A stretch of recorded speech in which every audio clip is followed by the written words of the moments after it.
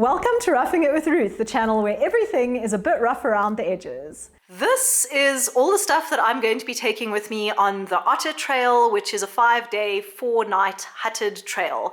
I'm going to really quickly go over all of it. This is the backpack that I'm going to be putting it in. It's the Osprey Eager 58. Yeah, Osprey Eager 58 litre backpack. Starting on this side, this is just all of my extra clothing. There's a pair of long fleece pants and a merino wool long sleeved shirt. That's going to be my sleep clothes at night. Then I've got 4 extra pairs of socks and some extra underwear and extra sports bras and a little stuff sack that all of those go in. This is my stove. It's the MSR Pocket Rocket Deluxe. This is the pot that I'm going to be using. It's a Sea to Summit pot that is 2.7 litres. This is my plate / bowl, which is a snap fold bowl, so it folds up into a bowl. I'm taking a knife, fork and spoon, which is quite luxurious for me. Then this is the plastic survival bag, which you need on the OTTER trail when you're doing river crossings when the tide is quite high.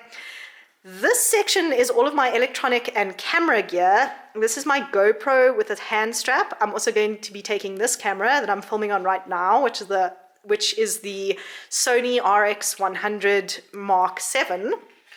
There's an extra battery for the GoPro, an extra battery for the Sony camera, an extra SD card for the GoPro, and an extra SD card for the Sony, a pen, the Garmin InReach Mini, the devices that I use to connect my light to the mini tripod, which I'm using right now to hold the camera.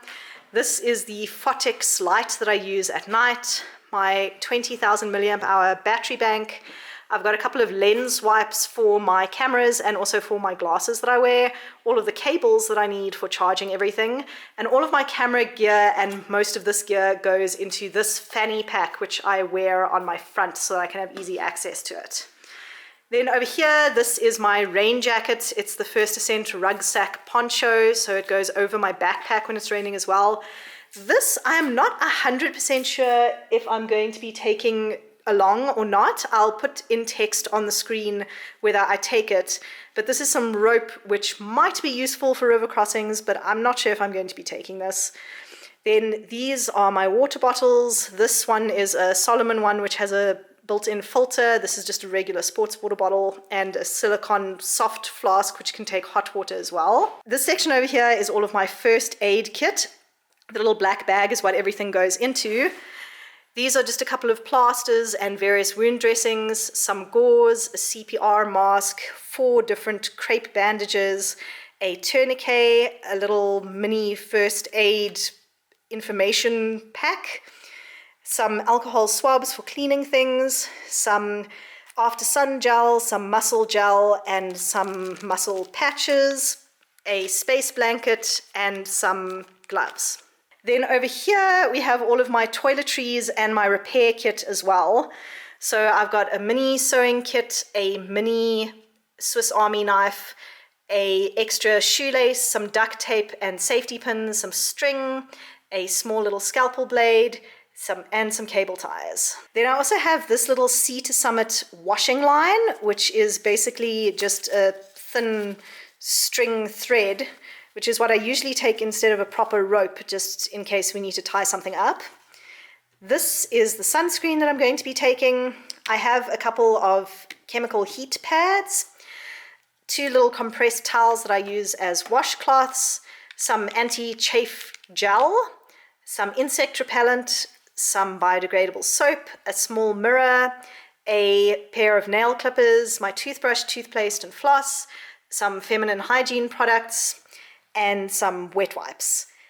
All of this stuff gets packed into this toiletry bag over here, and then in this dry bag I have my toilet paper and hand sanitizer. Then up at the top here we have this grey bag, which is my waterproof backpack liner, which everything goes inside of in the backpack.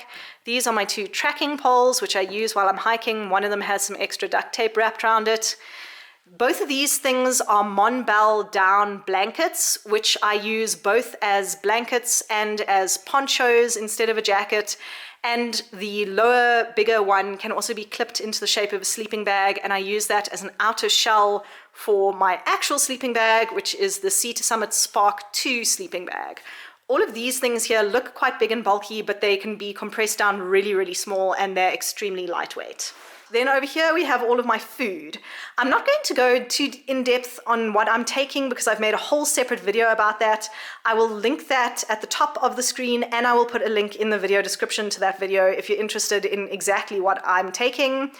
This is just dinner and lunch and sweet snacks, savory snacks, and breakfasts. These things over here are just an anti-cramp gel and 2 goo gels if anyone's having a really bad time. Then what is really important on the Otter Trail is not to forget to fill in your medical certificate.